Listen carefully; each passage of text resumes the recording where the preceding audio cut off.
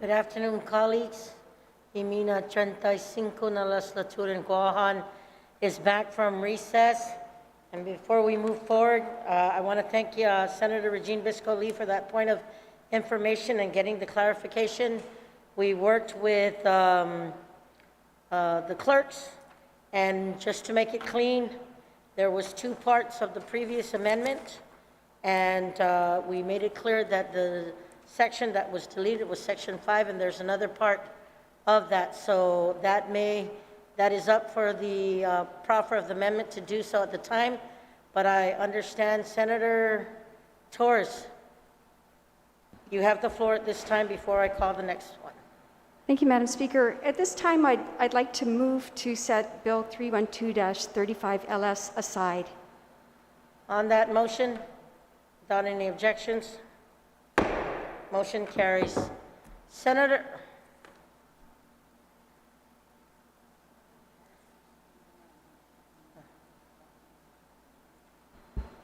can you just clarify your ruling? We had already voted on that last amendment. It's passed. yes, Okay, it thank did. you. On the ruling, it passed. There was a second part on the amendment. The clerk had cleared it and cleaned it up, and there was a second part for you to proffer. But there's a motion. So next on the agenda, colleagues, is Bill 401-35, as introduced by Senator Clint, and he is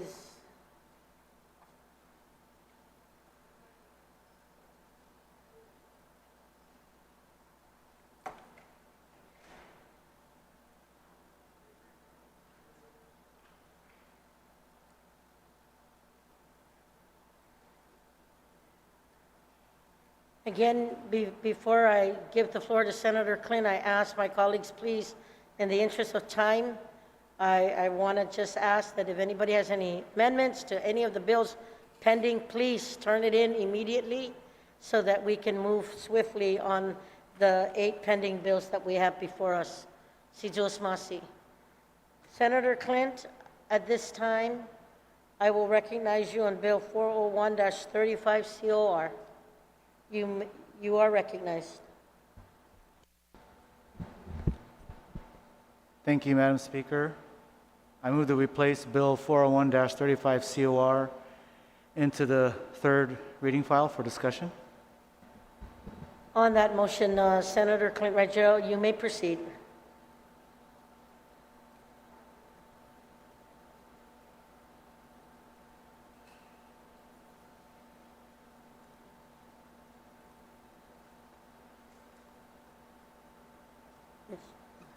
Sorry, Madam Speaker, just one moment while I pull up the measure. And if I may, if you could read the title, the committee, and the author, please, when you begin.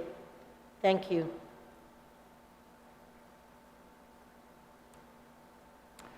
All right, thank you, Madam Speaker. Actually, I would like to redo that motion. Please.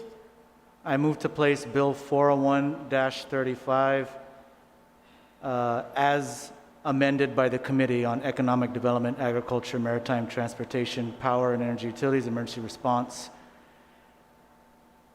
to the third reading file. If you can read the author and the title, sir. Sure. And it's a COR. Yes, excuse me, I'll repeat. Bill number 401-35 COR. I move to place Bill number 401-35 COR as amended by the Committee on Economic Development, Agriculture, Maritime Transportation, Power and Energy Utilities, Emergency Response, introduced by myself, Clinton E. Rangel, an act to amend subsections 58104, 58147.1, 58147.2, and 58147.3F, all of Article 1, Chapter 58, Title 12, Guam Code annotated relative to the issuance of qualifying certificates for circular economy and environmental sustainability activities to the third reading file for discussion. Please proceed, Senator Clint. Thank you, Madam Speaker.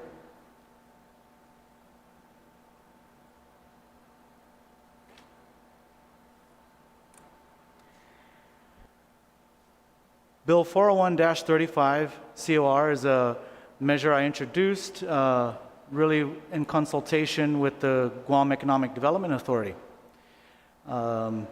Working with the Guam Economic Development Authority, we drafted this legislation to encourage recycling by creating tax incentives for companies who reduce the waste stream into the lead zone landfill.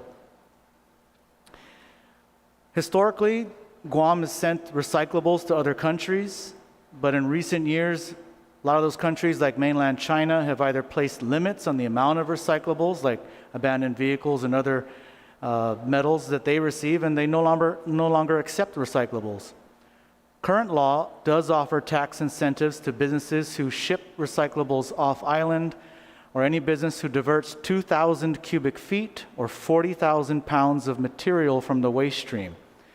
This current law is primarily focused on tax incentives for large recycling companies who were shipping metallic waste like abandoned vehicles and other waste to countries like China.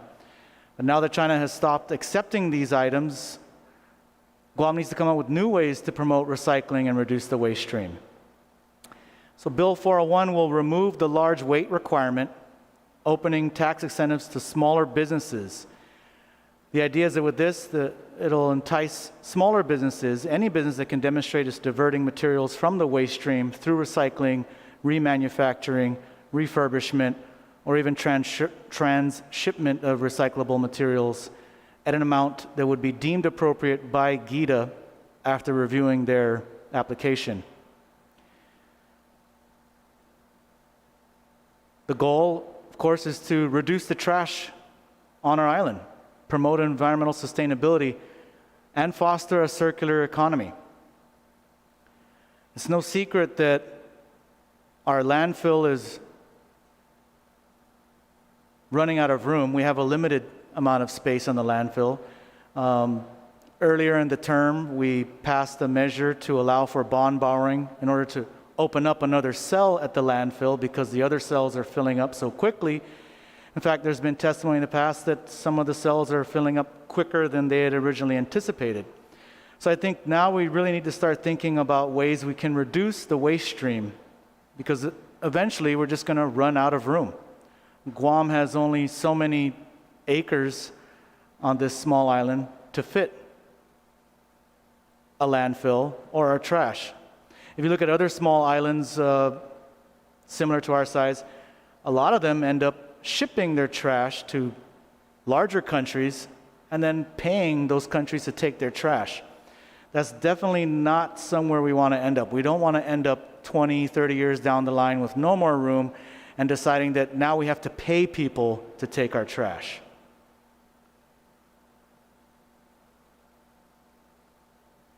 So this bill is just one way we can start thinking about how to encourage businesses to reduce the waste stream into our landfill. This will lessen the strain on our already overburdened landfill. And again, as I mentioned before, promote a circular economy and actually help to keep money on island instead of sending money off island.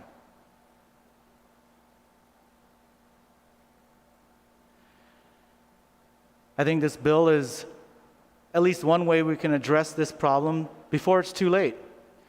And I think ultimately it is a step towards achieving our ultimate goals of zero waste. With that, Madam Speaker, I ask for my colleagues' support on the measure. Thank you.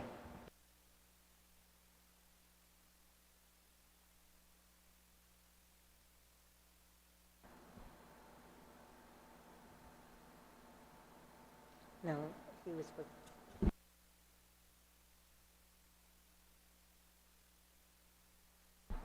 On the main motion,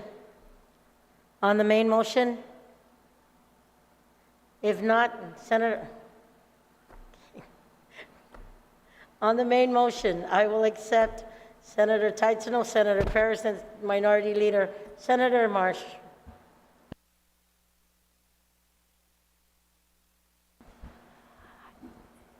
Sejus Masi Maskahalu. I wanted to just make a statement of support for Bill 401, and it's forward thinking in my assessment. of helping us understand how to move forward in a very responsible way. It allows us to move forward in responsible ways across a range of avenues. As mentioned by the author of the bill, it promotes zero waste or reducing waste into our landfills. It helps build up our economy, and we know at this time we need to be diversifying and rebuilding and revisioning our economy. And this provides very responsible ways to do this.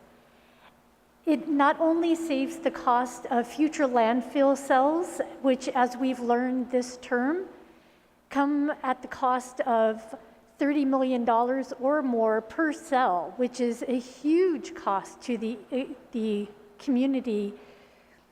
But also, we also know that it will save from the other sorts of costs, where the environment is impacted every time we have to pick a landfill site. It is a lengthy and costly process. And then we have to worry about what effects might happen to that environment. By having fewer landfills, we are saving government money. We are able to apply that elsewhere. We are building up the economy, but we are also helping keep our environment more pristine by having less of it have to be utilized for something like a landfill. So, as was mentioned before, probably all companies would like to benefit from QCs, and this is where we need to come in and be very thoughtful. In this case, using QCs for this, there are so many benefits to our community that it seems like a very good decision to go in this direction and use it to encourage and inspire our community and others to look at these ways of saving costs, but also saving our environment and being responsible as we move forward. So with that, I just wanted to express my support, and the questions that I had were able to be answered in the public hearing. I was in the middle of looking some of it up when you called on me, but one of my concerns had been that we were making sure that in the bill it was providing a QC just for the parts of the company that are reducing the waste stream, and that Gita assured us that there would be review to make sure that it would be a substantial amount, and they had asked for a little bit of flexibility, which is provided in the bill. And so it was very important to have that hearing. It was very important to have that assurance by Gita that they would be able to handle the QC applications as was written in this bill. So I thank the author for his forward thinking, and I don't have any questions at this time, but I'd like to reserve my time in case any arise from future discussion. Thank you, Assistant Majority Leader. Senator Parrish, you're recognized on the main motion. Thank you, Madam Speaker. I think it's really important that we address the waste stream issue, and I think measures like this is one of the is important to utilize. So in regards to the QC, just go back. So this bill includes language which improves upon the existing recycling QC law by allowing a more fluid and dynamic interpretation of what constitutes recyclable materials, which could change with time. It also adds used oils to this list. Most notably, it removes the requirement that applicants must meet the 2,000 cubic feet or 40,000 pounds eligibility. The initial law, codified 20 years ago, envisioned a large-scale and transshipment activities, companies that would ship off metals and other massive loads off island for recycling. However, as the author had mentioned, this has died down due to the Asian countries no longer accepting recycled goods from the US.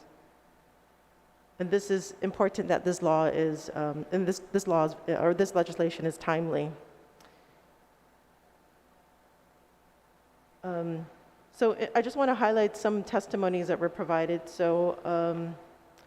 and some suggestions. So it does seem to have the support of Guam EPA, which is a good thing, because I was there in the public hearing, and some of the testimony that was provided was that it's more like it's difficult to really pinpoint how this is going to be implemented, because the waste stream is very diverse, and how you handle individual items dictates how it's going to be diverted from the waste stream.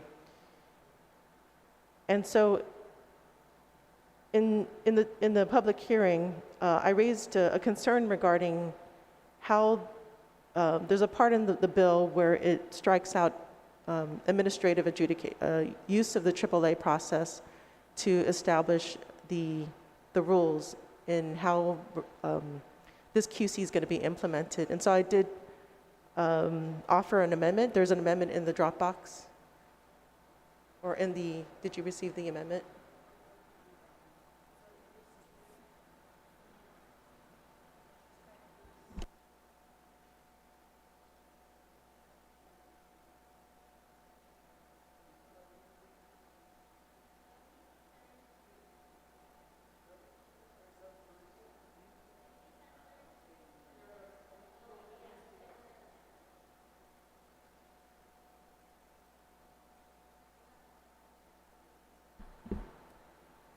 Senator Paris, your amendment has not been uploaded right now.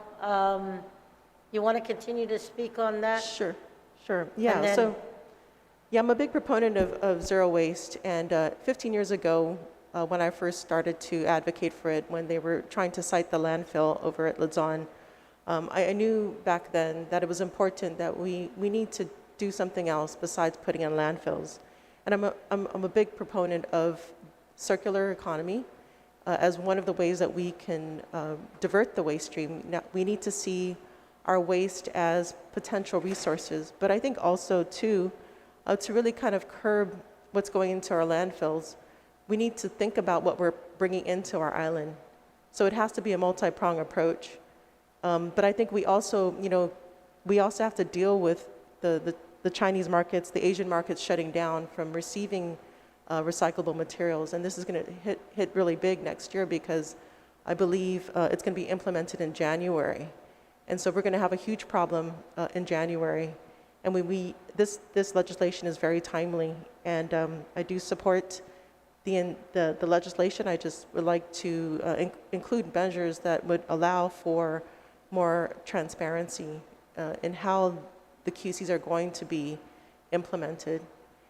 Because as you know, the QCs are deducted first before we appropriate any monies.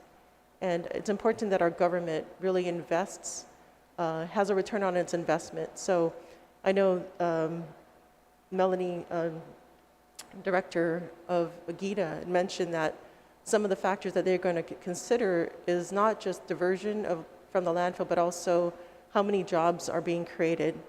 But I think, I would like to really advocate that the QC is tied to a reduction in what's going to our landfill to really have that impact. So I think that's why I think it's so important to have rules and regs follow the AAA process, so that we can get the best possible measures, so this can be successful, and I want this to be successful. Thank you, Senator Paris. Your amendment is now uploaded, and you may proceed on it. Thank you very much. Colleagues, it should be on the drive. It is B401 FAS FP 19P3.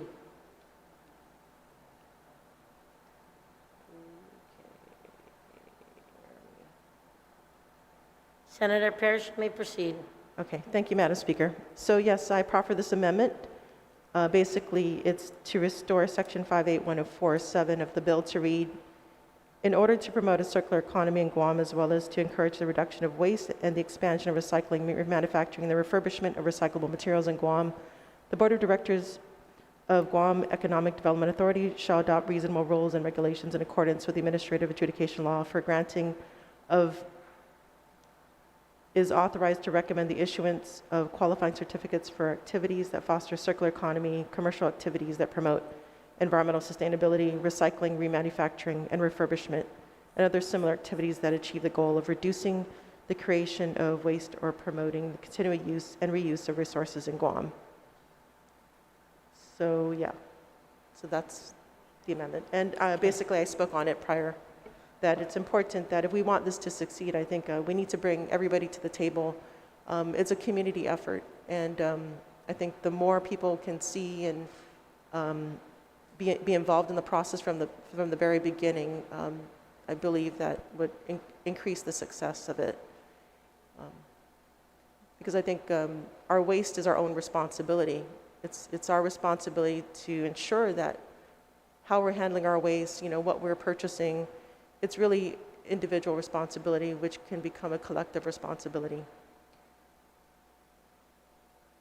Situas Masi, Madam Speaker. Thank you. And just want to reiterate to my colleagues that what the good senator is doing is just re-adding in the portion shall adopt reasonable rules and regulations in accordance with the administrative adjudication law for the granting of. That is what is going to be, is her amendment to include back in. So on the amendment, anyone wishing to speak? Senator Marsh Taitano, you are recognized. Saina Maasi Maskahalu. I'd like to ask the author of the bill if, kind of a two-part, the reasoning behind taking this out, and if there was testimony or the position that the rules and regulations would maybe be difficult to promulgate, but if the author of the bill could weigh in on the taking out of that section? I will ask. Senator Clint Rachel, would you like to answer that question? Sure. Yeah, GITA currently has essentially criteria that they apply to all QC grants.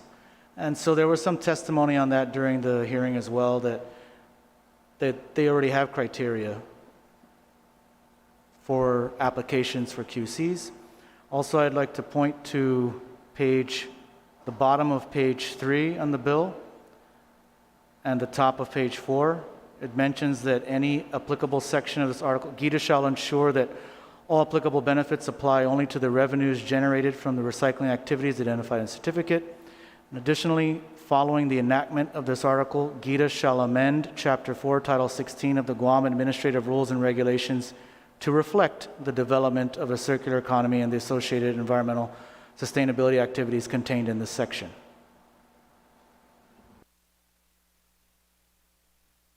Thank you, Senator Clint. Senator Taitano, Assistant Minority Leader. Does that help? Yes, Situas Maasi, Madam Speaker, that was very helpful. Thank you. On the amendment proffered by Senator Sabina Perez, anyone else wishing to speak? If not, Senator Therese and then Senator Clint. Senator Therese, on the amendment.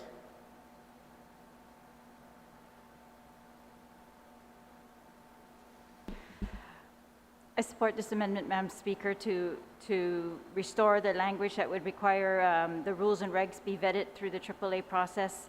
And while they already have general rules for QCs, these would be specific to recycling. And as we had discussion at the public hearing,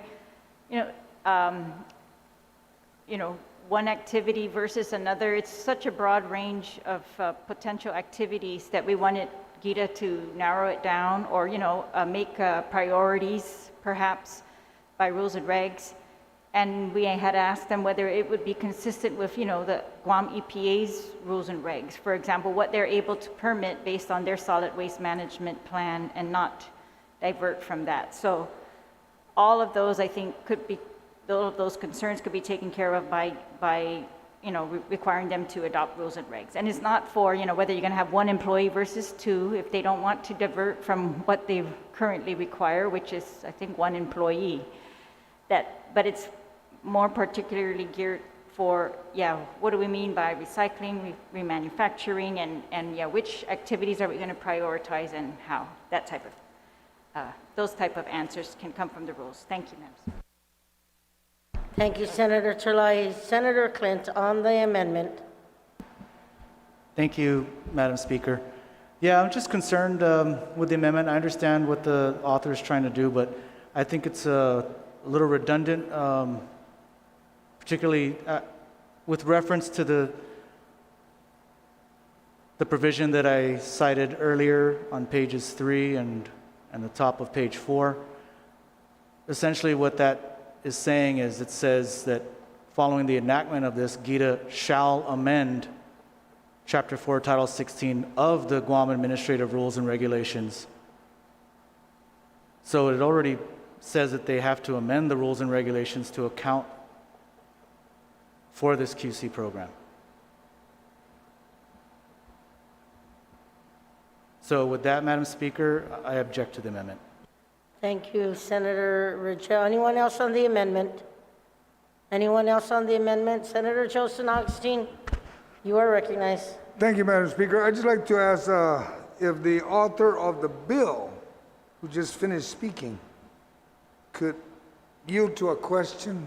Please state your question. Okay, the simple question, ma'am, is that since he mentioned that it appears to be redundant, does that mean that on the bottom page of page 3 and into the top part of page 4, does that require because they need to update, they have to go to the administrative adjudication requirements, which is the AAA? And if that's required to update it, then there's no need of putting it up front when they're required. In order to update it, they have to do it anyway. Just need clarification. Senator Clint, would you like to yield? Yes, thank you. That's my interpretation of what it says. Thank you. Anyone else on the amendment? Anyone else? If not, Senator Parrish, would you like to close? Or call Yes. for the vote? Yeah, thank you, Madam Speaker. Yeah, I think that, in this bill, it states that it's going to, GITA will ensure that, that rules will be developed, but I guess maybe, can I have a moment recess? A moment's recess, please. I'll grant the moment's recess.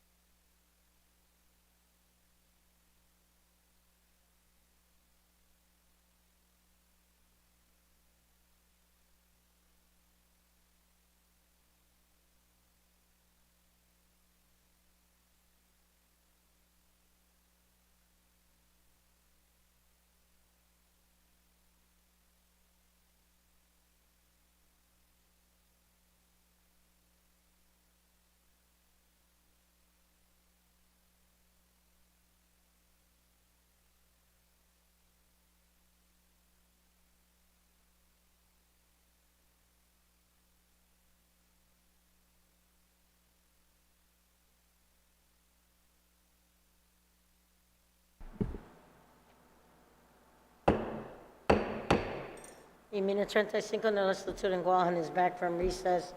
Senator Parrish, you still have the floor in closing. Thank you, Madam Speaker. Yes, I would still move forward with the amendment because I think that, you know, it may seem like it's duplicative, but I feel that there might be a gap because I guess the question that I have, will the QCs go forward and then with the enactment of this bill, and then the rules and regs are going to be developed after the fact? So that to me is not clear, and I just want to ensure that, you know, I do understand the language that was provided, or the updated language that was provided in the bill, but it would have been tighter. I felt it should have been tighter if it was placed in the section that was struck out. So in regards to ensuring that whatever rules and regs are developed, it would include all of these things that are in the amended bill. So I think there might be a gap, and I want to ensure that you know, the rules and regs apply that are continuous. Thank you. Thank you, Senator Parrish. There has been an objection to the Parrish amendment. All those in favor of Senator Sabina Parrish's proffered amendment, please signify by raising your hand.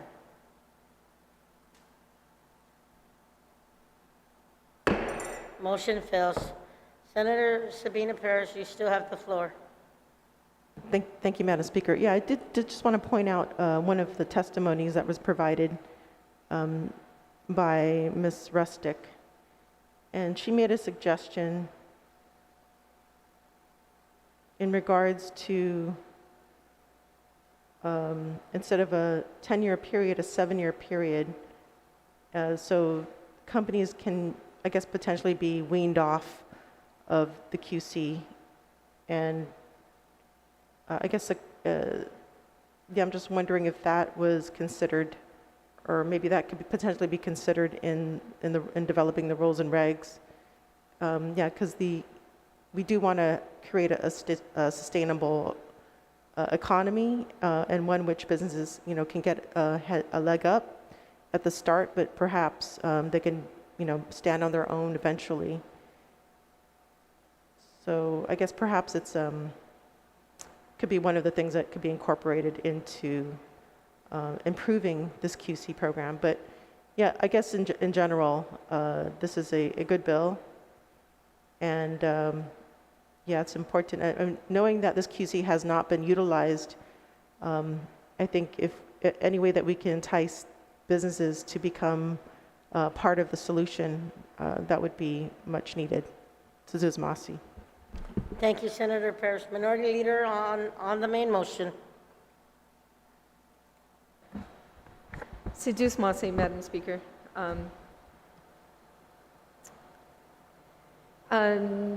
There's, let me see, according to... Okay, I do have a question for the author of the legislation, Bill Please. 401, but first, you know, I just wanted to reiterate a statement made by, according to GITA, they stated, the enactment of Bill 401-35 into law may require GITA to commit additional financial resources for marketing, outreach, and education of expanded program. Understandably, the current situation with COVID-19 may limit our ability to shift additional resources to this new program, unquote. And this is from GITA.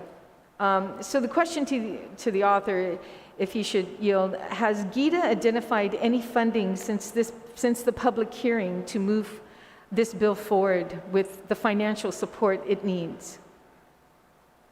Senator Clint Rachel, would you like to yield to that question? I'm sorry, could you repeat the question one more time? Sure, no problem. So basically, GITA stated in their testimony, the enactment of Bill 401-35 into law may require GITA to commit additional financial resources for marketing, outreach, and education of the expanded program. Understandably, the current situation with COVID-19 may limit our ability to shift additional resources to this new program. So the question to you is, has GITA identified any funding since the public hearing to move this bill forward? Thank you. Not to my knowledge. I can send a message to the folks at GITA and find out if that's the case, but I have not heard, I don't have an answer for that. So let me, if you would allow me, I could reach out to the folks at GITA and ask them. Thank you. Senator Tadaway. Thank you, Madam Speaker, and thank you to the author. And I think it's important anytime we put any kind of legislation out during a difficult time or the situation that we're in right now, financial crisis we're in right now, that we should be cautious as to what bills that we pass in this legislature that's going to cost additional funding to move forward. Other than that, it's not going to do any good, you know. The other question I have too, as he's reaching out to GITA to see if there's any funding to back this bill up, or the intent of this bill. The word circular economy, you know, through the legislation, as I was looking through, they talk about circular economy, commercial activities that promote environmental sustainability. I guess, so my question to the author, if you should yield on this one, is circular economy going to be defined in the rules and regs? Is that the intention? Because circular economy, really there is nothing in here that has a definition. So maybe during, I guess, the rules and regs, as they develop it, they may put that as a definition. What exactly is circular economy entail? So my question is that the intent was to allow, through rules and regs, to create the definition? Senator Clint, would you like to yield? Thank you. Yes, and also there is some definition of it here in the bill, and that on page 2, line 19, it reads circular economy commercial activities that promote environmental sustainability, recycling, remanufacturing, and refurbishment of recyclable materials. It goes on, that achieve the goal of reducing the creation of waste or promote the continual use and reuse of resources in Guam. And then it goes on to explain that this shall include activities of duly licensed and permitted recycling companies, as well as companies engaged in the transshipment of recyclable materials to a recycling center outside of Guam that comply with all applicable requirements contained in this article. So I think there is some definition or explanation of what circular economy commercial activities entail contained in the bill. Thank you, Senator Clint. Minority Leader, does that help? Thank you, Madam Speaker, and thank you to the author. I actually have that page 2 right in front of me and still trying to understand, is that the definition? Is that how we put it? It's very broad. It's a new word, circular economy, you know, so I'm glad to hear that the intent too was to have during the rules and regulations period that they could probably, define this better. I know that there's issues as well as to the amount of work that is being considered when creating these certain waste or remanufacturing or furbishing, like a certain percentage has to be done on Guam. And I think through the rules and regs, there's going to be a lot of discussion with regards to that, because we don't want to see one company to do like their whole entire company gets a QC and all they're doing is adding something on something really small, making a, what is it, like a keychain or something, and putting a recyclable product on it, or earrings. I think it was brought up during the public hearing, to make something small like an earring or something, and then consider that gets a QC, but the whole company does other things. Is that whole company going to get a QC? So that was discussed during the public hearing as well. So again, I'm looking forward to if there's any rules and regulations, and of course looking forward to any funding that will support this.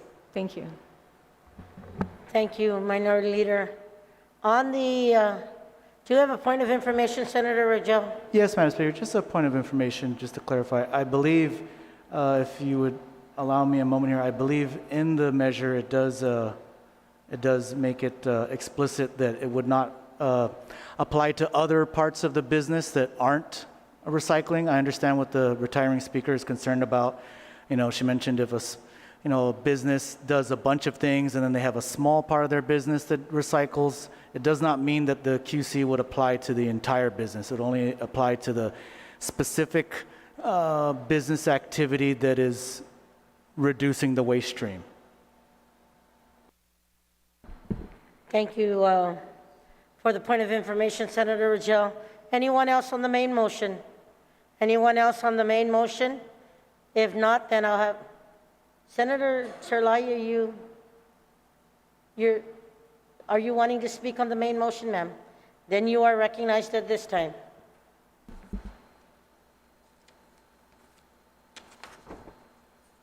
Thank you, Madam Speaker. And I rise in support of the bill.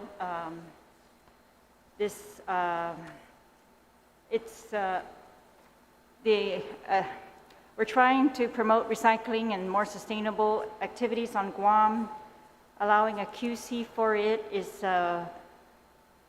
in addition to the other efforts by the Environmental Protection Agency and other entities on Guam, is consistent, I think, with our overall goal and necessary, I guess, at this point, if we are to get this waste and keep it out of the landfill.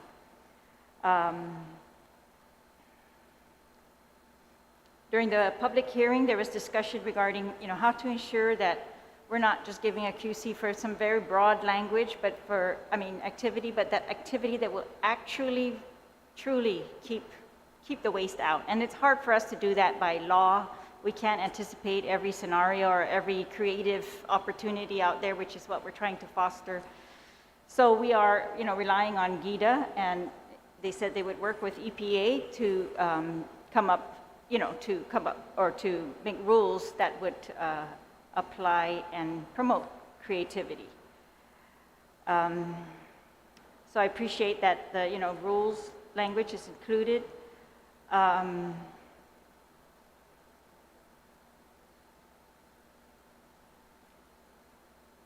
All right, and there was one concern that I had during the public hearing, and that was regarding the term. It says, there's a provision here that says, on page 2, line 21, it talks about circular economy, what we're going to give the QC for, and this is circular economy commercial activities that promote environmental sustainability, recycling, manufacturing, refurbishment of recyclable materials. And then it says, and other similar activities that achieve the goal of reducing the creation of waste or promoting the continual use and reuse of resources in Guam. And the original language read other activities, and it was changed to similar activities in the committee, so I appreciate that change. I'm just wondering if I would like to make a motion to try to just remove that completely, that similar activities, and so that GIDA, fits the activity within these very broad parameters that we've already given them, and they make the rules and regs more specific to these activities, but that we not go beyond that to similar activities. I just think it's just too broad. We can't define it, and I don't want to be granting a QC for something that we can't know about at this point. So that would be my amendment, is to remove the words similar activities. So it would then just read, all those activities. It would read, activities that promote environmental sustainability, recycling, remanufacturing, refurbishment of recyclable materials, and that achieve the goal of reducing the creation of waste. Or, and then I had another word change here, instead of promoting, facilitating the continual use and reuse of resources in Guam. My explanation for that second word change from promoting to facilitating, I didn't really want to be picky about it. However, what I'm trying to do is just, I don't want our QC money, our precious tax dollars, to be spent on advertisement. I really want it to be spent on physically removing the materials from the landfill, because we have a lot of other entities that do a good job with advertisement. We've got solid waste who has to advertise what to do with recyclable materials. We've got EPA who has to advertise. We have the Center for Island Sustainability that does a very good job advertising. So for these tax dollars, I would just like it to be actual activity, not PR, but actual activity to remove the products from the waste stream. So I propose the word change promoting to facilitating. If anyone has a better idea, I'm open, but it's just for that point, to make it more narrow, I guess.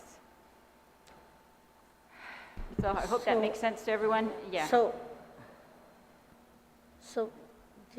clerk,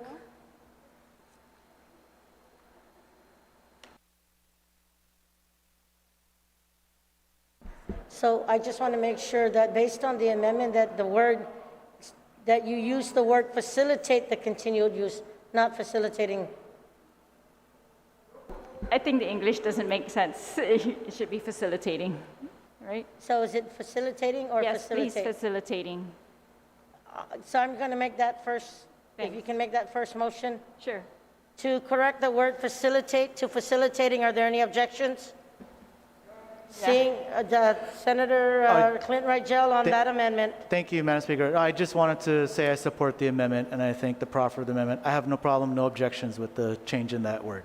Thank you. On that motion, Senator Marsh Titano, the First Amendment is just to change the word facilitate to facilitating. Yeah, I have no issue with that technical correction, so I'll wait for my comment for when we get back to the main amendment. Senator Joseph Augustine. Thank you, Madam Speaker. I'm in support of this, and I was just teasing Senator Reese. I like this. Let's not promote it. Let's just get her done. Let's just facilitate and let's move on. Thank you.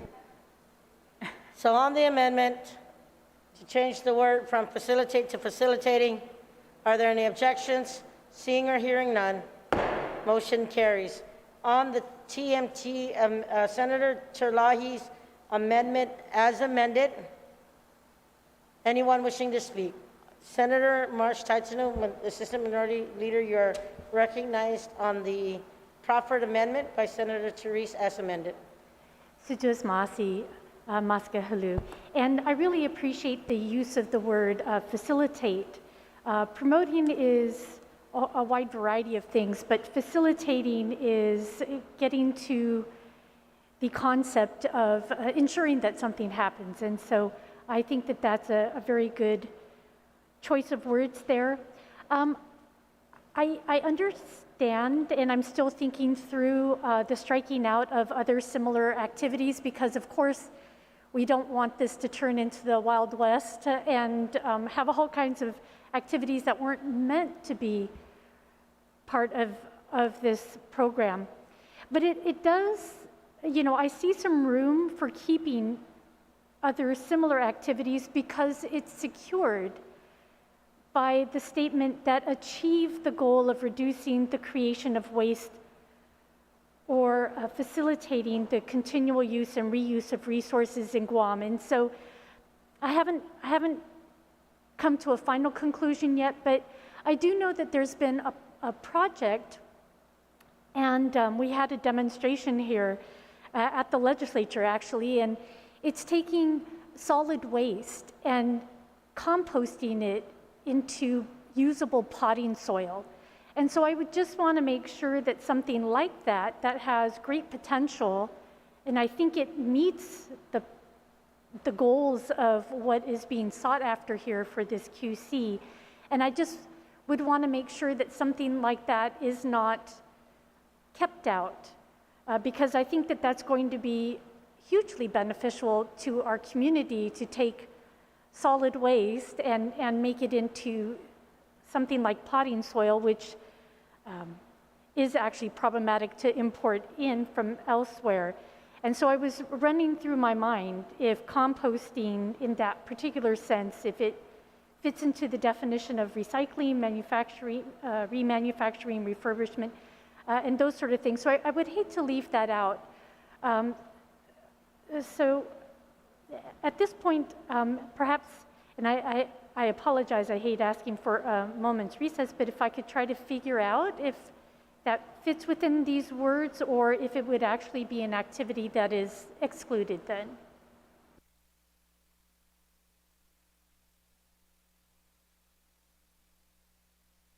Senator Titan, I do apologize. I did not hear that last statement. I was clerks conferring with me.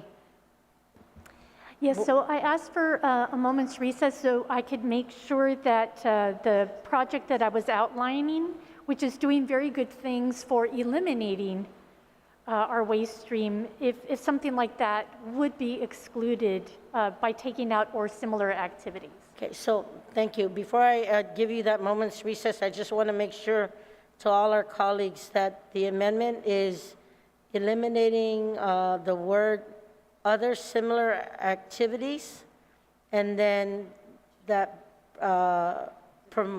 delete promote, and then delete facilitate and add facilitating. So that's the last amendment was to make sure that we change the word from facilitate to facilitating. Okay? I'll give you the moment's recess.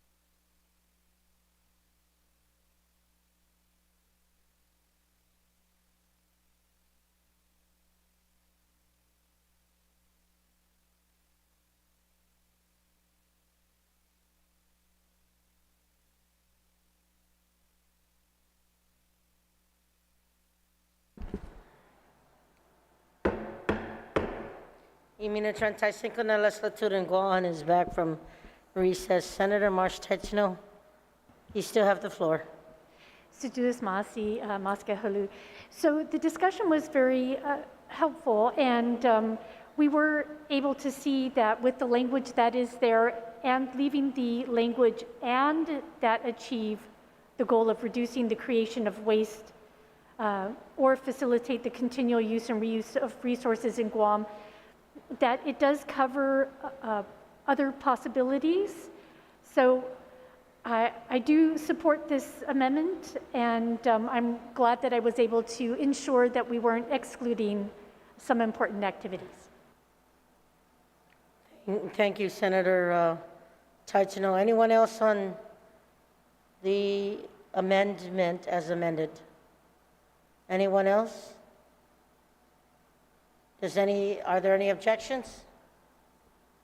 Seeing or hearing none, motion carries. Senator Talai, you're still recognized on another amendment. All right, thank you. It's the exact same amendment on page 3, section 3 of the bill.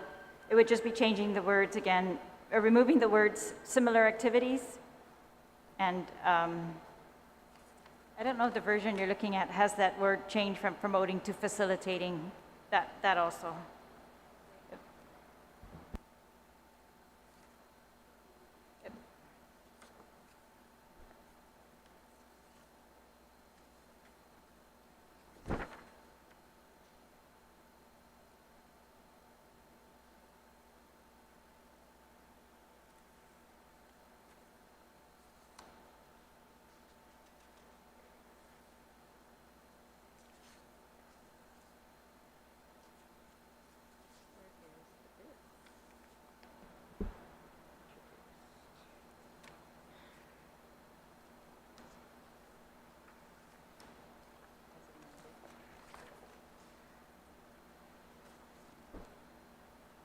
Colleagues, just so we're clear, the amendment is on lines 14 and 15. Of course, deleting other and putting in similar, page 3, I apologize, and putting in similar activities, Deleting, yeah. similar activities. And then also, instead of promoting on line 15, it is facilitating. Am I saying that correct? Yes. On that amendment, are there any objections? Anyone wishing to speak? Are there any objections? Seeing or hearing none, motion carries. Senator Therese? Thank Do you. you have any more amendments? Yes, no more amendments. I just wanted to close that to say that I'm looking forward to seeing the creativity that, will arise from, and the entrepreneurs that will arise from, hopefully, this bill, and that, the work together with the other agencies. I noted, there's a list, if you see it on the last page of the bill, that outlines what a recycling activity is, or it's, I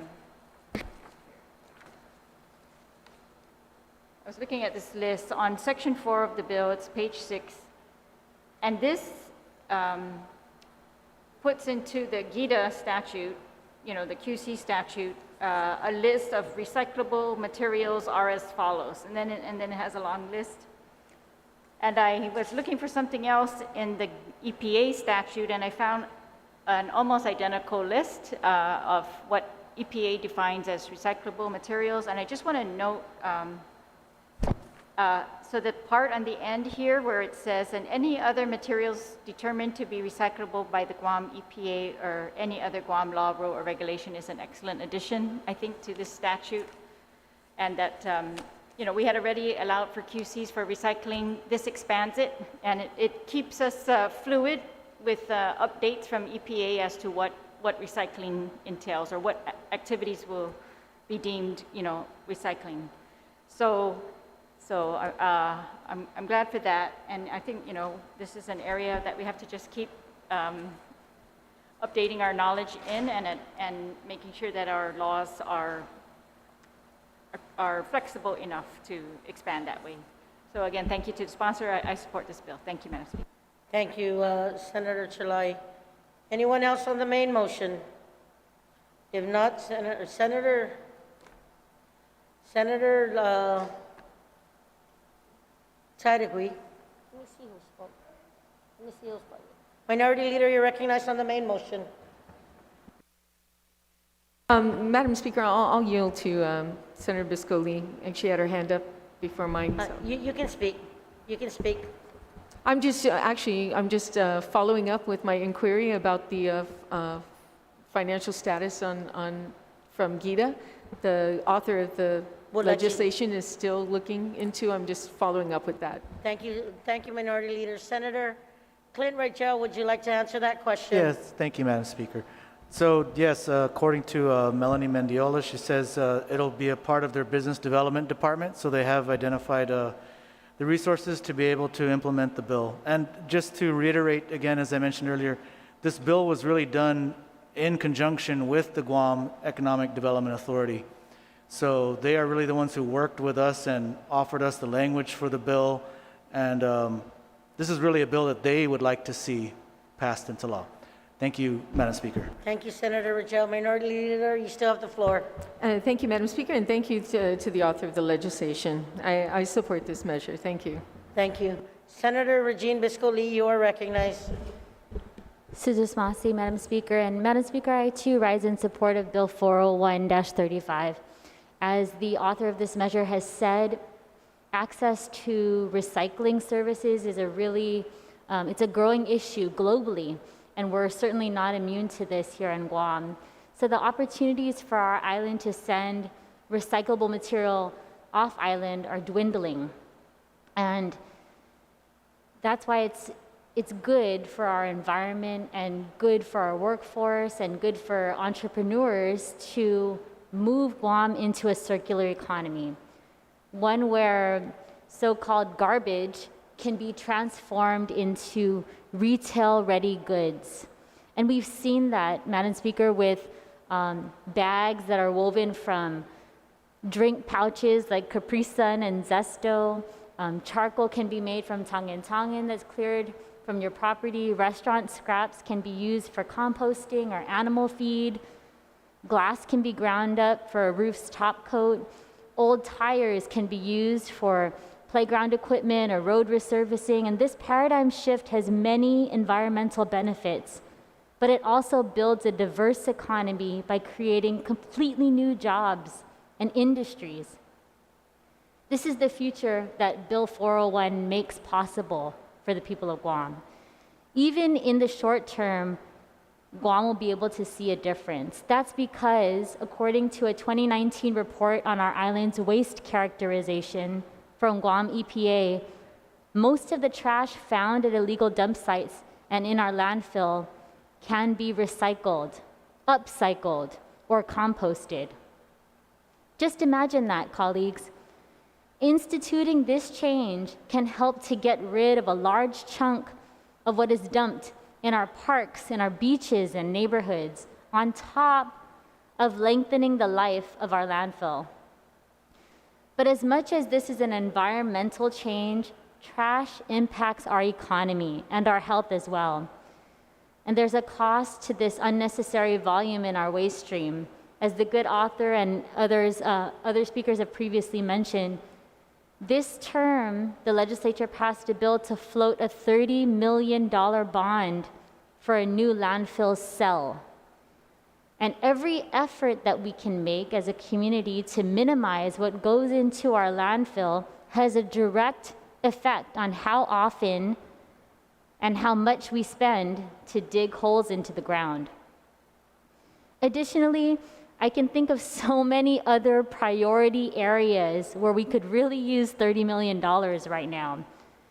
We must engage in every effort to reduce or eliminate single-use items so our landfill lasts longer and so our neighbors have less illegal dumping. Madam Speaker and colleagues, we are stewards. We are caretakers of this island, and our leaders need to enact policies that reflect this responsibility. Madam Speaker, businesses know You have to spend money to make money. So yes, during this challenging economic time, we look to programs that give us the best return on our investment. And where to place and invest resources, what better place to invest our resources than in our people, in our economy, and in our environment? It all goes back to once again reducing our waste stream by keeping things out of our landfill and incentivizing the new businesses that will turn those items into consumer goods. Bills like 401-35 create jobs. They grow and diversify our economy, and they reward our local entrepreneurs and protect our environment. Madam Speaker and colleagues, I urge you to lean in to that old saying that one man or one woman's trash is another man's treasure, and pass Bill 401 for our profit, our planet, and our people. Sidus Masi. Buen provecho, Senator Regine Visco-Lee. Anyone else on the main motion? Anyone on the main motion? If not, Senator Clint, you can close.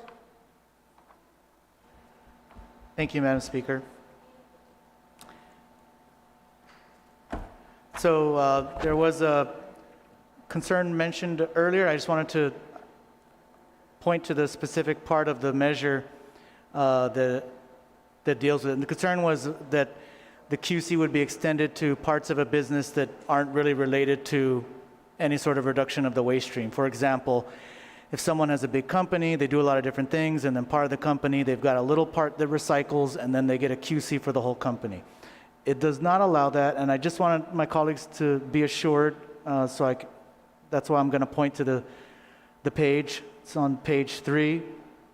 It's at the end of page 3. It says on line 26, GITA shall ensure that all applicable benefits apply only to the revenues generated from the recycling activities identified in the certificate.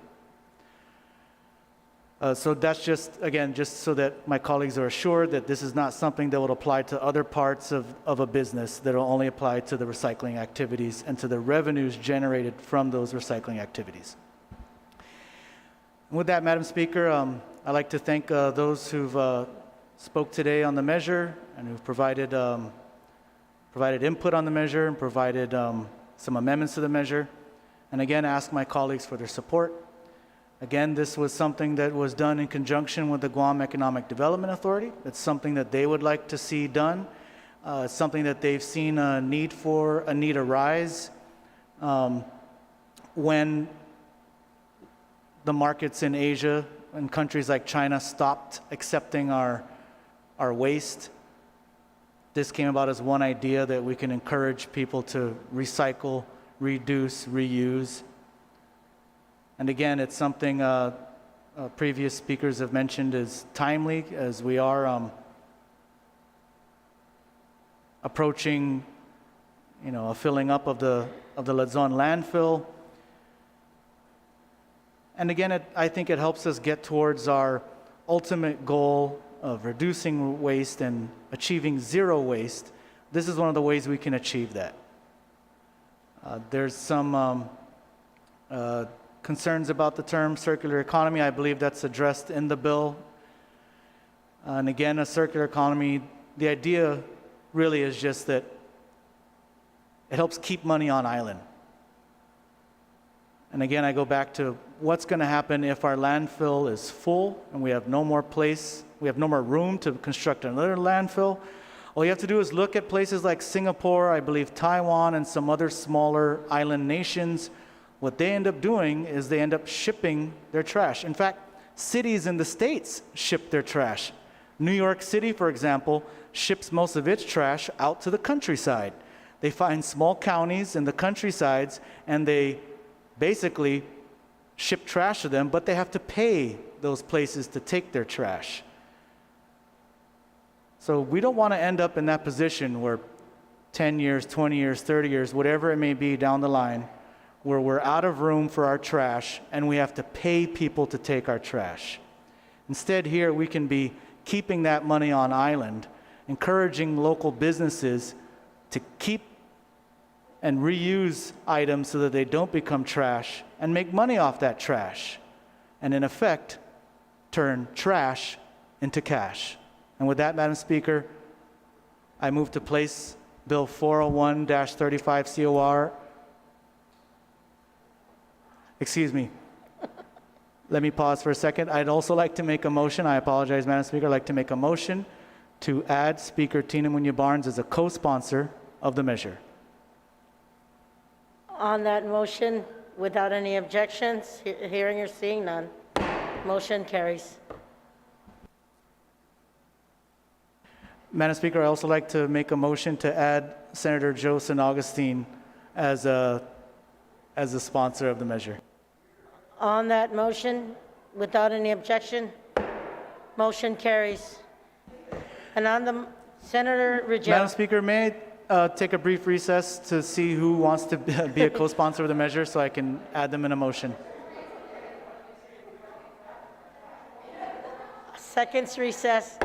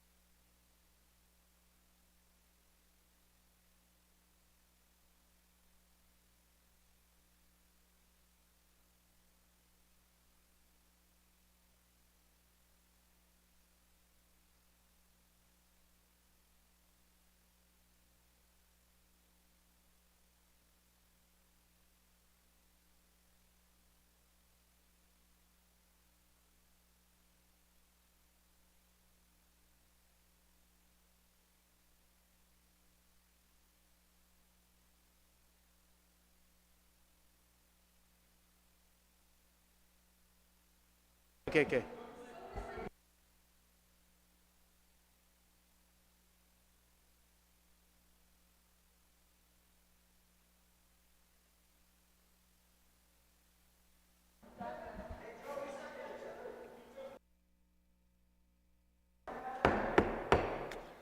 Emina 35 na legislatura in Guam is back from recess. Senator Clinton, you still have the floor. Thank you, Madam Speaker. I'd like to make a motion to add all members of the 35th Guam Legislature as co-sponsors of this measure, and I'd like to thank everyone for their support. On the motion to add all other colleagues, members of the legislature to the bill, are there any objections? Seeing or hearing none, motion carries. Senator Clinton on the motion to the voting file. Thank you, Madam Speaker. I move to place Bill 401-35 COR as amended by the committee and further amended on the floor to the voting file. On that motion, any objections? Seeing or hearing none, motion carries. Colleagues, we are now on Bill 285-35. Senator Luis Muñoz, you are recognized. Thank you, Madam Speaker. I'm glad everybody's happy now. We're laughing and in a good mood.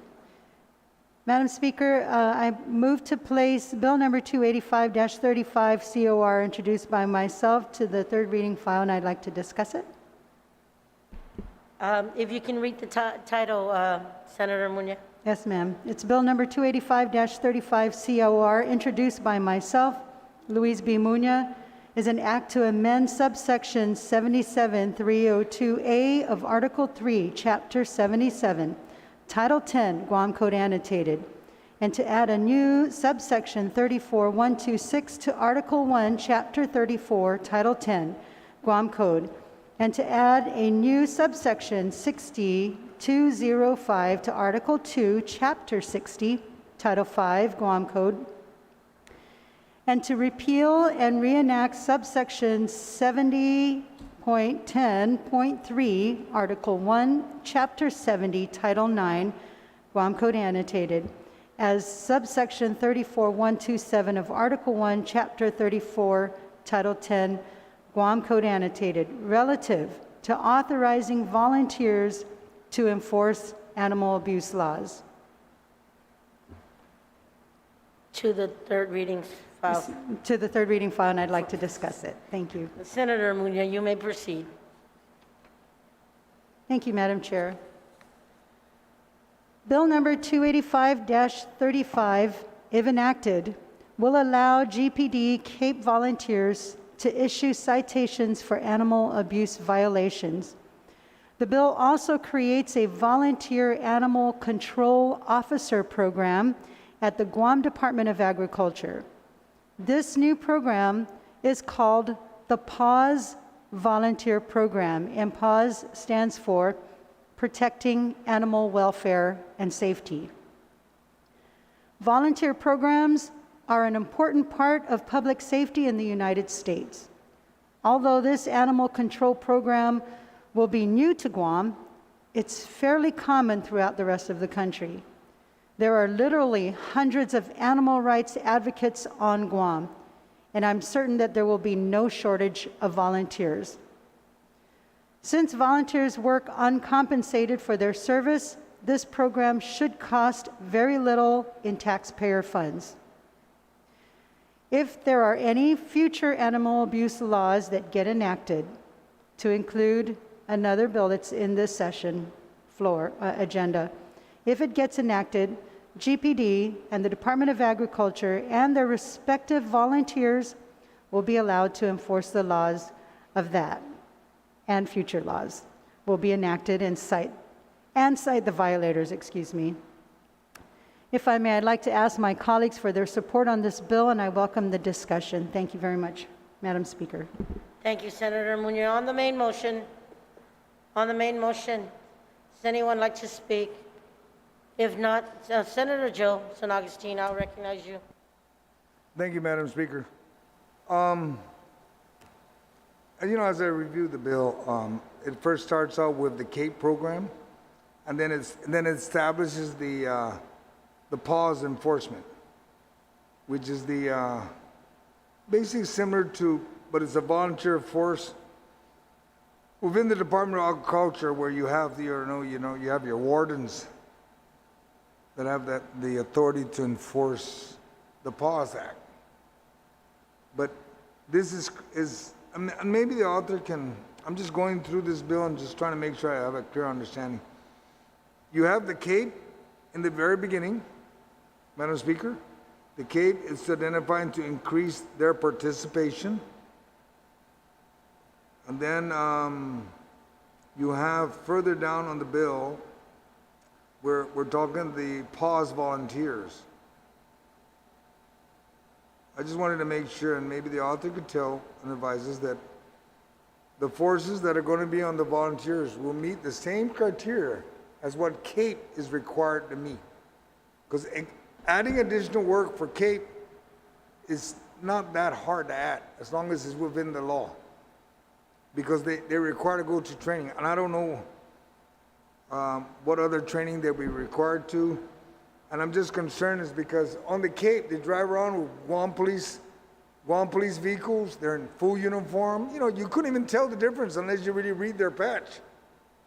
And I'm just concerned that the community, when you're driving around, I mean, I don't know how many folks have good group chats that tells you, hey, there's a car driving around that's checking your driveway, your house.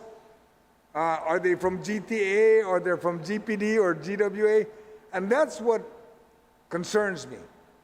Create the force, not a problem. I just want to make sure that we're not opening the door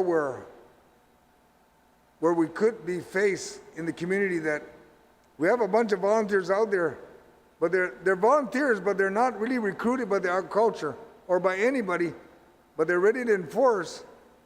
And unfortunately, on many occasions, we've seen some animals that were brutalized, cruelty to animals, where they were hurt. They were chained and they were hurt. And when they weren't chained, they were hurt. And I'm just concerned. I just want to make sure that we're protecting our animals out there under the PAWS. but we're also protecting our community from the, like some folks will say in the groups I'm part of, there's always 10% in the group that you worry about. You got 100 people, you got 10 people that you question. We're not talking about Senator Jim, but there's 10% of them out there, and we just watch them. And we just need to make sure that, I like the bill. I like the bill. I just want to make sure we got the protection to protect our people and the animals were the bill is intended to do. Thank you, Madam Speaker. Maybe the author can explain Yes. more about the bill. Thank you. Thank you, Senator Augustine. Senator Muñoz, would you like to yield? Yes, Madam Speaker. Thank you very much. I thank the previous speaker for bringing that up. There is a difference between the CVPRS, which is the Civilian Volunteer Police Reserves. They are uniformed police reserves. Now, the CAPE are not uniformed. They go as volunteers, and they have very limited duties, like, for example, to issue citations for people parked in disabled parking spots. What we would be doing basically is just adding on this issuing citations for animal abuse laws. Like, for example, if they drive by and they see that there's a dog that maybe is leashed up very tightly, they can issue a citation. So we're basically just adding to that list of CAPE volunteers' duties. But it's not really to allow them to engage and carry a weapon. I think the CAPE duties and requirements already are very specific, so it's really not to engage in physical altercations. Thank you. Senator San Augustine?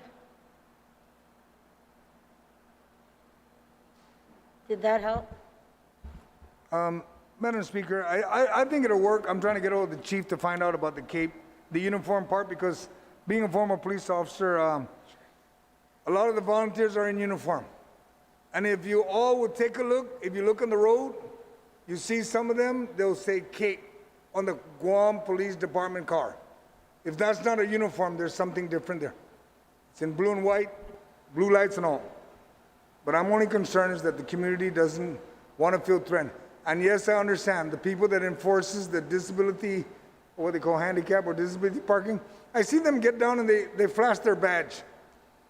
And quite a few of them approached me one time and says, "Oh, Joe, you're disabled?" I said, "You're limping over, bro. What are you talking about?" But they show me their badge, they see the credentials. Understood. Too many unwanted folks coming into the community. That's what I'm afraid of. I work for the community. If anybody's going to put on a volunteer, put on a shirt, say Department of Agriculture, pause volunteer, something. Just don't be wearing your regular shirt and then expecting for us to know who you are when you're driving at night, because volunteers do that at night. They drive at night. Thank you, Madam Speaker, and we'll work it from there. Point of Thank you. information, Madam Speaker. I will acknowledge you on the point of information. Thank you very much, Madam Speaker. Just as a point of information, prior to introducing this bill, we were able to sit down with the Chief of Police and discuss the issue of CAPE volunteers, and we did get his support. He did say that there are not a whole lot of CAPE volunteers at this moment. Not a whole lot of people are willing to come out and volunteer for that program. But in general, we're basically just adding to that list. The Chief of Police will still oversee the program. Thank you, Madam Chair. Senator Luis. Anyone else on the main motion? Senator Pito, you are recognized. You know, Madam Speaker, this is a good bill, but I think this bill would be more effective if whoever volunteers to be part of this program, that monetary award should be given to the person that is reporting the incident. So I think this bill would be more effective if we have volunteers and we have monetary reward for these individuals that are doing this type of work. Thank you, Madam Speaker. Thank you, Senator Pito. Anyone else on the main motion? If not, Senator Kelly, you are recognized on the main motion. Sujus Masi Mas Gahlu. I support this bill. Yeah, I had made sure to attend the public hearing. We've heard cases, well, they rear up every once in a while, and we see situations and we hear of situations about cruelty or inhumane conditions for some of the animals on our island. And it meant a lot to me to be able to see that we're providing some additional support. And I commend the author for working out ways to make sure that we're augmenting CAPE if this works out, and we're augmenting the work of the Department of Agriculture. We just heard during the hearing, there were 4 animal control officers, and that was already too few. And I believe there was a newspaper article just a few days ago, or a couple of weeks ago, that said that we're actually down to 1. So we can see the dire need. And I appreciate the out-of-the-box sort of thinking, in a sense, that is looking for some solutions. I do have several questions, and I do have one amendment. Because in all of this, we want to just make sure everybody is safe. And even during the hearing, I had expressed some concerns about entering premises and impounding animals. And there were some good answers that were provided, and I just want to make sure that they are perhaps addressed somehow in the bill. So with the first question with Kate, for the author of the bill, since she has had some discussion, which is very good, with the police chief, if she knows if they already have training in handling animals, or if she sees that this would be an additional set of training that they would need, and whether if they are going to impound, will they need additional equipment like cages, or if she could explain how she envisions that would work.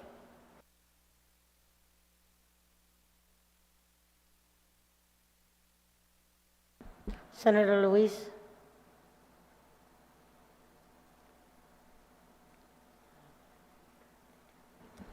Thank you, Madam Speaker.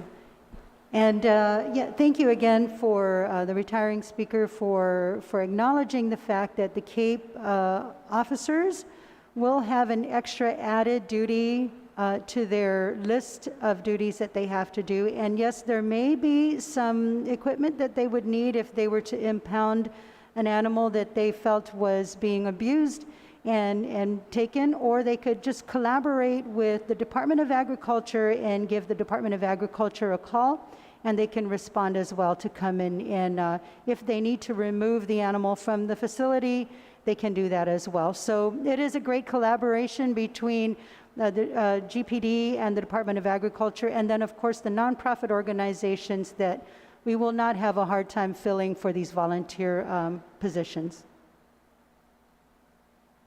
But it could be a collaboration of the two agencies.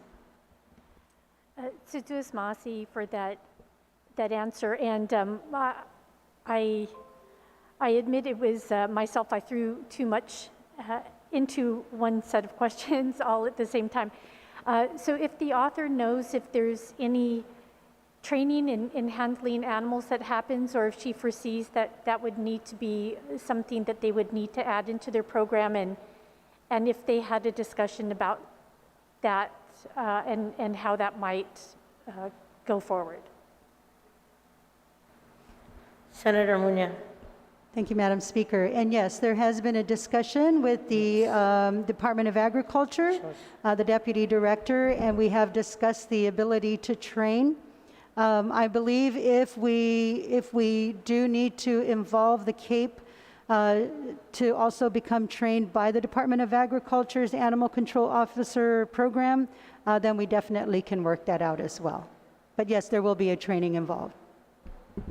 Senator Kelly, does that help?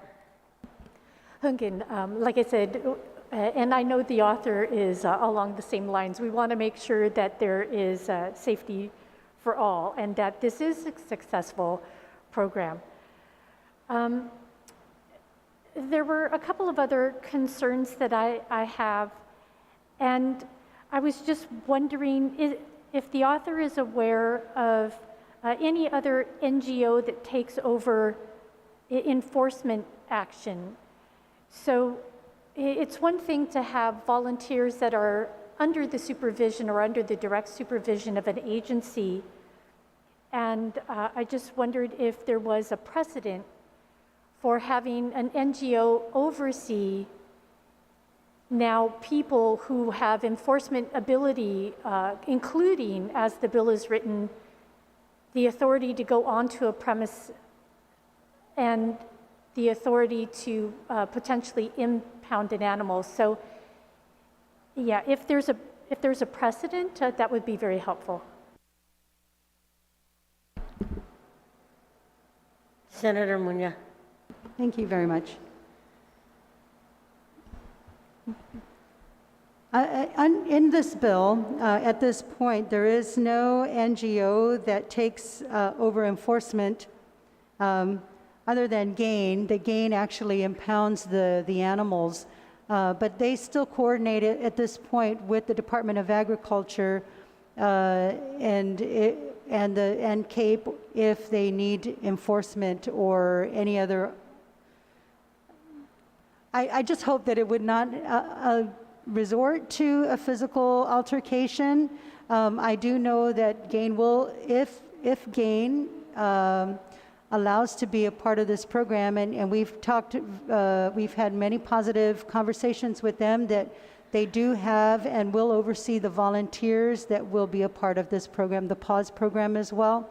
But they will be the ones to oversee, and as far as enforcement, they're the only ones that can actually impound the animal.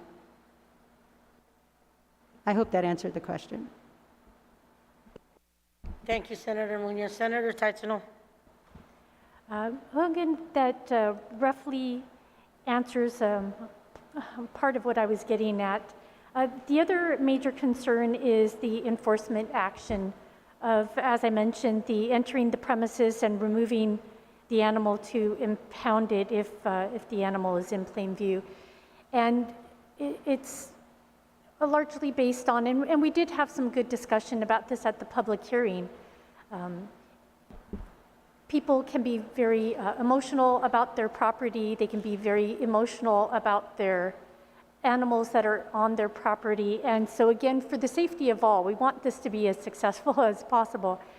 And so there was some discussion from the Deputy Director for the Department of Agriculture who was there, and he was saying that the way that he envisioned this fell in line with the way that I was thinking about the program. And it would also follow the precedent, I think, of from what I understand, in the way that it's written, what CAPE does, and the GDOE volunteers, that the GDOE volunteers, that they, when it gets to a certain point, that they notify the police of suspicious activity or crimes in progress.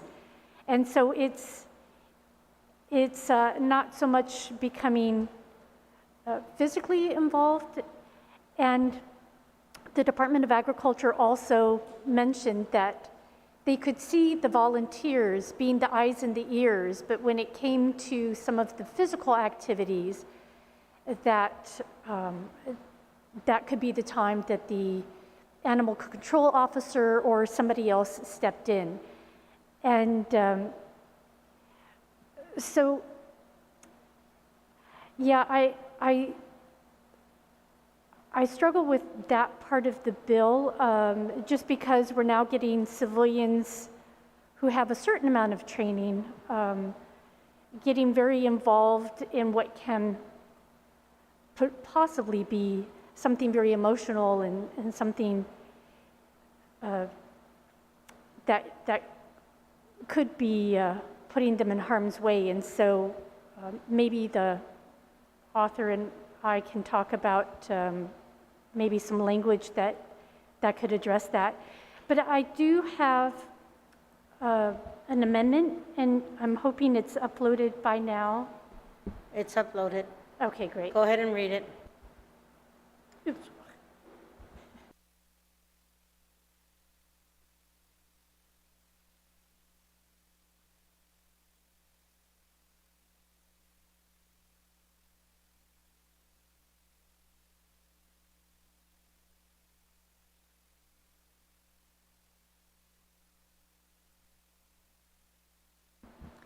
So for this amendment, it's on line 25, page 3.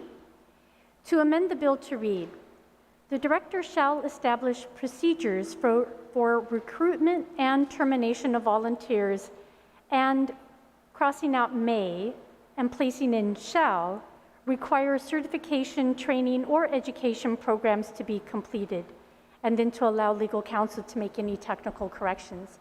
And this was discussed during the public hearing. It was something that was supported from those that I asked the question to, that they would support it going from may to shall, just making sure that the general public, everyone else is assured that there is going to be some sort of certification, training, or education program to the pause volunteers, and that it will be completed. So I just want to assure everyone that everyone who was there did support this, and to me it seems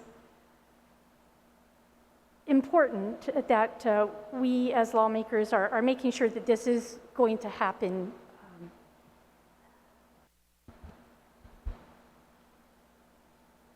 Thank you, Senator Tachino. On the amendment, Minority Leader and then Senator Muñoz. Sijus Masi, Madam Chair, for the opportunity. I just have a question for the author of the legislation, if she should yield. State your question. Thank you, Madam Speaker. Madam Speaker, I was reading the fiscal note with regards to this legislation, and I realize this is basically, the CAPE program is the one that's going out to include amongst the other stuff that they already do, like I think one of our former senators, Magatse, from the parking the car and the handicap and being approached. But, the other thing they're doing, but it talks about the stipends that were given to the CAPE volunteers. And so my question is there an increase at all in funding to the CAPE volunteers for having to have this extra duty required of them? Senator Muñoz, do you want to answer? Point of order. We were looking at my amendment, so I appreciate what the minority leader was discussing, but if we could just finish with the amendment. I apologize. I thought it was on the amendment. I apologize. On the amendment, Senator Muñoz. Thank you, Madam Speaker. I have no problem with the amendment. I support the amendment. Thank you. Anyone else on the Tachino amendment? Anyone else? If not, is there an objection to this amendment? Seeing or hearing none, motion carries. You have a minute or two to close, Senator Tachino, on your time. What I would like to do is reserve that time, and while the minority leader is having her discussion, to figure out the issue that I was saying about the entering the premises and removing the animal to impound it. Yeah, so I'll defer and then try to come up with a resolution there. Thank you, Senator Tachino. On the main motion, Minority Leader and then Senator Castro. Thank you, Madam Speaker, and I truly apologize. I thought it was my turn to discuss on the measure, the bill itself. So again, I believe my question to the author of this has to do with the stipends, if there's been any increase because of the extra duty that is put upon them. Thank you. Senator Muñoz? Thank you, Madam Speaker, and thank you again to the Minority Leader for the question. If you take a look at the fiscal note, they do refer to the CVPRs, which is the Civilian Volunteer Police Reserves. They have a $250 monthly stipend. The bill, however, should compare the PAWS volunteers to the CAPE volunteer, where, as I understand, there is no stipend for the CAPE. CVPRs are required to be post-certified. They undergo polygraph and background checks. They got to be physically fit and proficient in the use of firearms. They are required to meet all of the requirements of a full-time police officer. That's why they get the stipends. The CAPEs do not get any of the stipends. Thank you, Madam Speaker, and thank you to the author for making that clear. And I stand in full support of this legislation. Thank you, Madam Speaker. You're welcome. Senator San Agustin. Madam Speaker, just a point of information for the author. When I asked the question about the uniform, I know that she was under the assumption they don't have. I spoke to the chief. What they did under the the volunteer force, they took some of the funding they have in the police department and they acquired shirts so that even the CAPE has some sort of uniform of some sense so the people of Guam can see who they are. And I'd only recommend to the author, Madam Speaker, that maybe add something there where it says on line 22, page 3, but not limited to identification cards and badges and appropriate uniform, shirt, may it be, or something just to signify. So the community, when they see these folks out there, they know that that's who they are. And it gives some sense of respect, because if I see that and I have a dog and you wanted to enter my property, but I know you're coming there for a good reason, you're not just there to scan out my property and steal something, I'd allow you to come in, because why? You're coming there for a reason. You're not just there to check out my property. Thank you, Madam Speaker. Thank you, Senator San Agustin. Anyone else on the main motion? Senator Castro.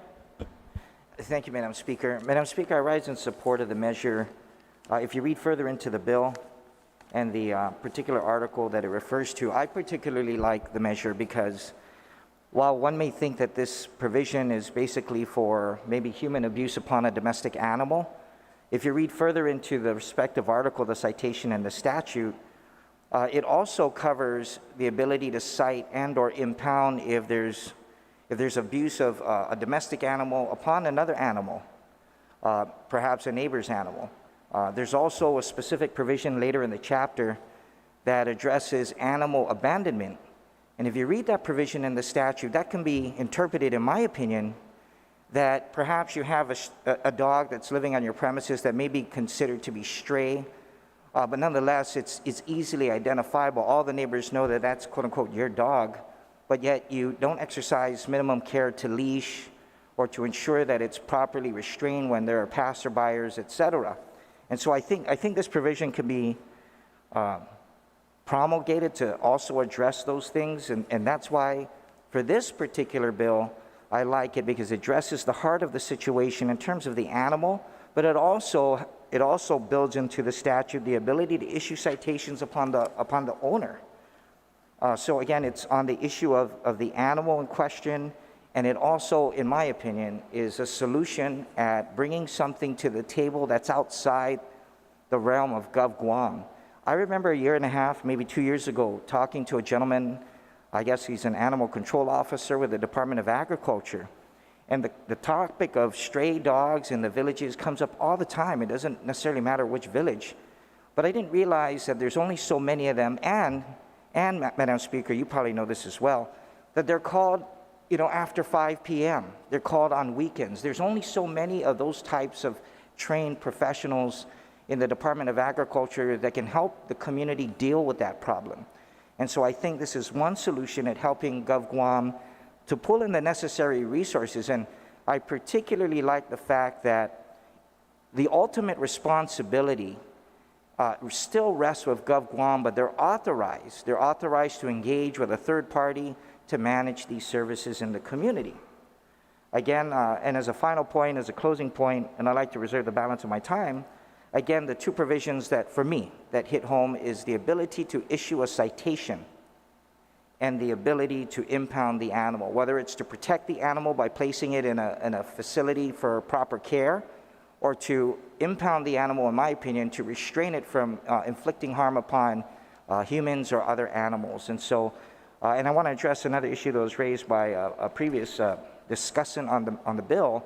I was satisfied that the authority to promulgate these rules, to develop training procedures, to revoke those kinds of deputization, if you will, to a third party is also built into the bill as it reads. And so I want to commend the author for this one solution, a potential solution to addressing these issues before the community, whether it's you look at it through the lens of a stray dog or abuse to animals or one's animal upon another animal. And so thank you to my colleague, Senator Luis. I appreciate it. I rise in support of the measure. Thank you, Madam Speaker. I'd like to reserve the balance of my time.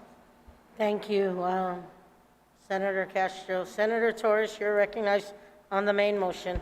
Thank you, Madam Speaker. I just wanted to add to some of the comments by the previous speaker. And that is that at the public hearing, Agriculture was discussing the rules and regs and how everything is supposed to be played out, given the concerns about, going into property and proper training and whether we need specific guidelines. And I just wanted to emphasize that the way that Agriculture envisioned this program to work is for the volunteers to be more the eyes and ears on the ground to identify problem areas or households.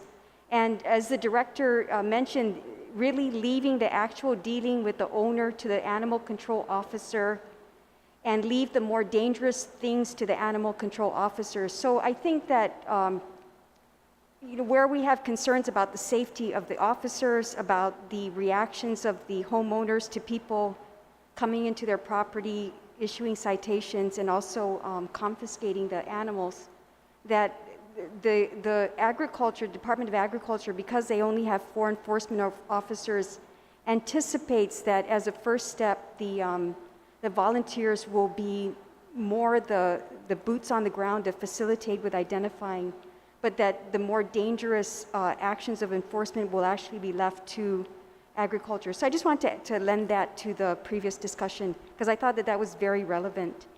Thank you. Thank you, Senator Torres. On the main motion, Senator Lee.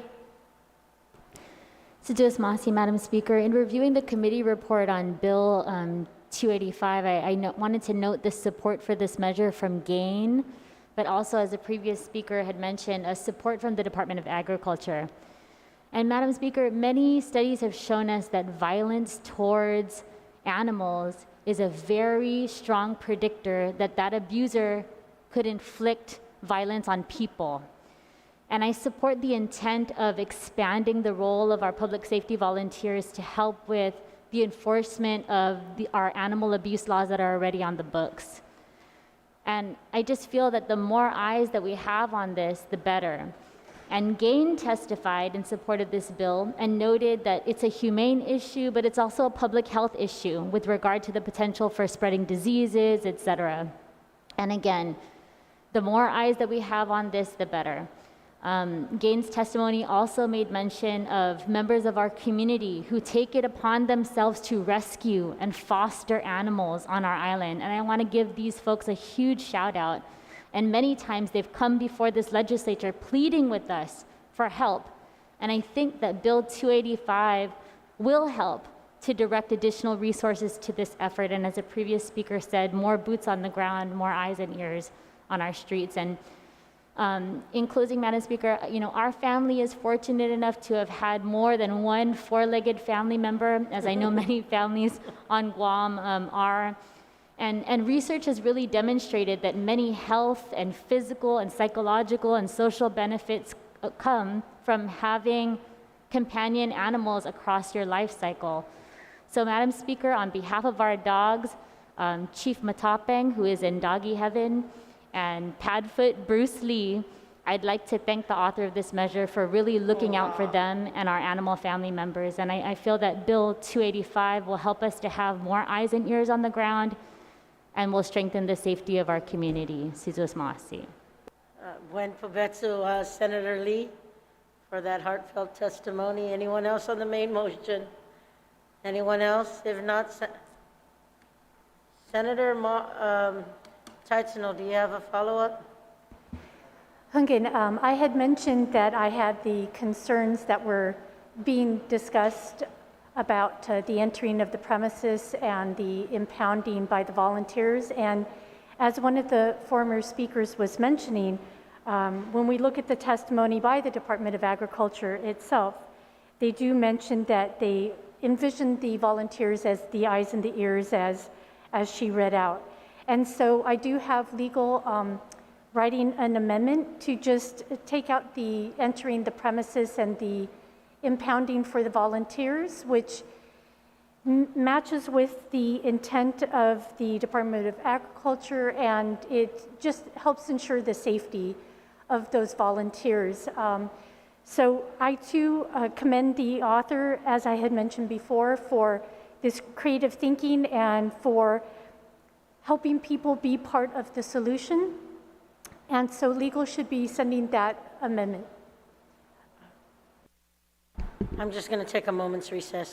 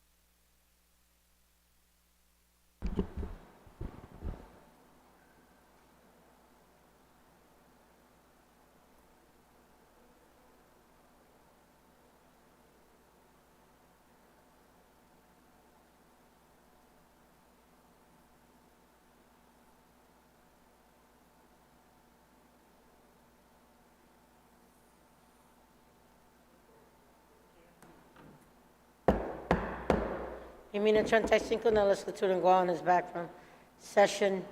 Senator Marsh Teichno on your amendment. Sainama Asi Maska Halu, and I appreciate the conversation with both the author and legal to draft this amendment. So the amendment is in several sections, but really the intent is very simple. And it's just to remove the authority to go in and impound. As I mentioned, Department of Agriculture, and another speaker had also pointed that out, that the Department of Agriculture saw these volunteers as eyes and ears and not getting involved physically in these issues. So on line 4, page 2, it crosses out the bill and amends section 1 to just remove the volunteers are also authorized to impound animals subject to subsection 34127 of Article 1, Chapter 34, Title 10, Guam Code annotated, if exigent circumstances are established by plain view. Then again in line 18 through 20, page 3, to amend section 3 of the bill to read, Chapter 70, Title 9, Guam Code annotated. The volunteers are also authorized to impound animals subject to subsection 34127 of Article 1, Chapter 34, Title 10, Guam Code annotated. If exigent circumstances are established by plain view, it crosses out all of that to keep things consistent. Line 10 through 14, page 5, to amend section 4 of the bill to read, annotated, any peace officer, and it crosses out, or volunteer under exigent circumstances may enter the premises to impound the animal. Notice of said impoundment shall be conspicuously posted on the premises. And then also in section A peace officer, and it crosses out, or volunteer is not liable for any damages for entry under this section unless the damages were caused by reckless behavior. And then to allow legal counsel to make technical corrections. And so I was assured that in other sections of the bill, it says that the volunteer may still issue citations, and it may place those notices on the door so that there is still the ability to enter the premises. It's merely taking out to enter the premises specifically for impounding the animals. So especially as this is a new program and it follows the intent of what the Department of Agriculture was following, I hope for the consideration of this body in just safeguarding the volunteers as they are going out there and trying to do good for the community, which we all, of course, greatly appreciate. Sujuas Masi. Thank you. On the amendment, Senator Torres, you're recognized.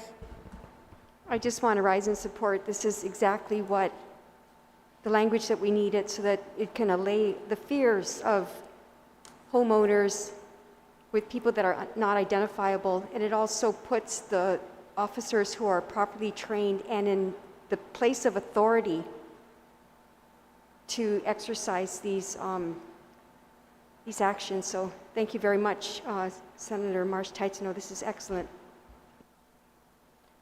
You're welcome. Senator Muña. Thank you, Madam Speaker. And the author of this amendment has a very fair concern. We never want to start up a program where we're going to put anybody in danger, most especially our volunteers who are not getting paid to do this. They just have the passion to protect our animals, and that's really what it's all about. Right now, in this time frame, there are people who are actually doing it right now, and really what this program is going to do is it's going to allow Department of Agriculture to train our volunteers what to do and what not to do. And my concern really is that, Department of Agriculture, they have their employees, they take off. They're not working 24 hours a day. And so what does a volunteer do if maybe in the middle of the night, they're walking by someone's yard or no one's home, or maybe a homeowner left off island and just left the animal, what do they do if a dog or an animal is in distress and its dying last breath? I mean, for me, that's just my concern. I don't disagree with the amendment. I just want to leave the opportunity open in the event that there is a situation like that, and there has been. I think it is a fair concern, though, that we should protect our volunteers. But at this point, too, I am concerned that there will be situations where they just can't leave the animal dying there. Thank you, Madam Speaker. Thank you, Senator Muñoz. On the motion, on the amendment, are there any objections? Seeing or hearing none, motion carries. Thank you, Senator Taitano. On the main motion, if not, Senator Muñoz, you can close. Thank you, Madam Speaker. I just want my colleagues to understand that, really this is also could serve as an awareness campaign. There are a lot of animal owners that don't realize that they're actually abusing their animals. And unfortunately, that's how it is. There are people who think that animals should be tied to a tree with a small leash and given water maybe once every 3 days or a week. There are people like that don't realize that they're abusing their animals. So these volunteers, again, like they said, will be the boots on the ground, will be out there and explain to people that maybe don't know that they're abusing their animals, that they are.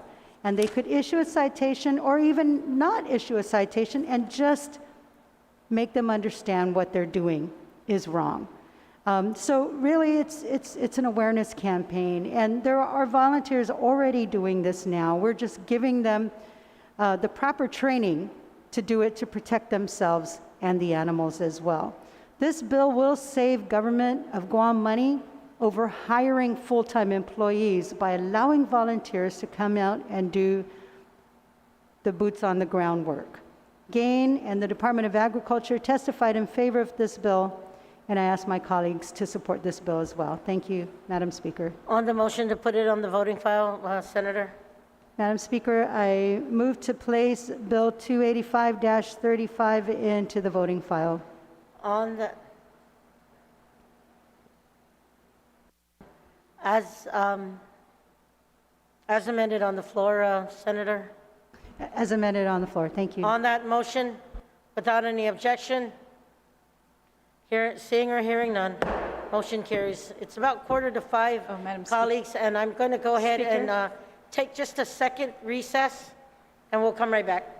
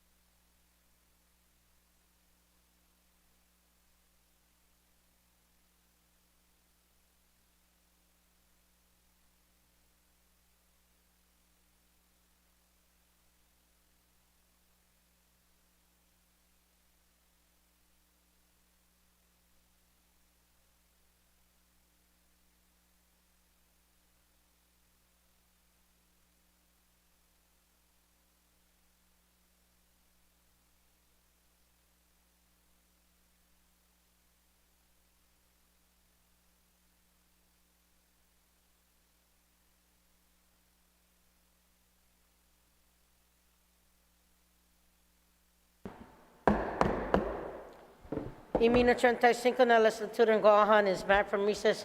Assistant Majority Leader, on a motion till 10 o'clock. You're recognized. I motion that we recess until 10 a.m. tomorrow morning. On that motion, we are recessed to 10 in the morning.